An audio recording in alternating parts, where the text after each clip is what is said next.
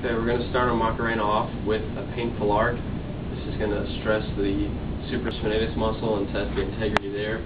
We're looking for facial cues to see if she's got an instability from there. Now she's going to go into a functional two-legged squat. We're looking in the lumbar spine for a break.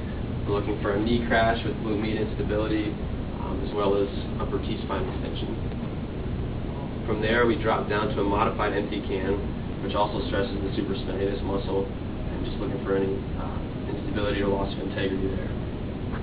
From there, we move into a modified Dugas, which is a test for the labrum, and it's specifically for a slap tear. We're looking for any pain or discomfort with that. She'll then come into a modified speeds test, where I palpate the bicipital tendon, and she's going to resist me pushing down, and I'm feeling for the tendon to raise up under my hand, or obviously any pain or discomfort there. She then goes into the belly test, where she's going to push her elbow into my hand here and push it out in there to test integrity of the rotator cuff muscles from that position. And then she'll lift one leg and go into a single leg squat, and we're looking for basically the same kinds of things as a two-legged squat, but from more of a stability standpoint. From here, we're going to come around the back of our patient, and we're looking at the back of the elbows. She's going to go through supination and pronation, and we're looking for any dimpling on the back of the elbows or any pain through that range of motion there. And then down to carrying angle, where the doctor will come out in front and assess the carrying angle to see if she's prone to instability in the elbow.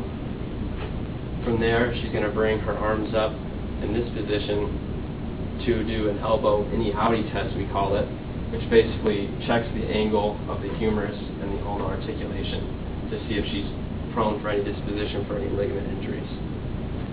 Then we'll grab her thumb and bring her hand behind her head, stressing the ulnar collateral ligament of the elbow to see if there's any instability at that point. Once she brings her hand down, we'll assess medial and lateral stability at the elbow with varus vagus stress test.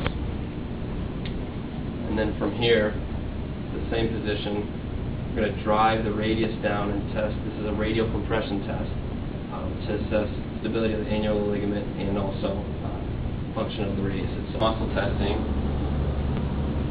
at C5,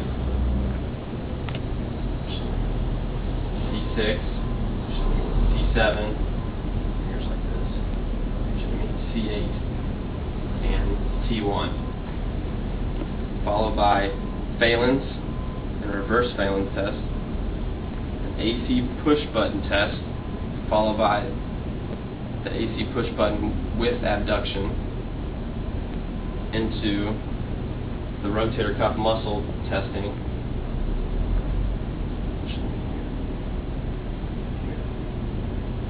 and follow that up with an A to P drawer test at the shoulder. And with all shoulder pathologies, if we're dealing with a chronic issue, we always want to assess first range of motion to make sure that we're establishing proper range of motion.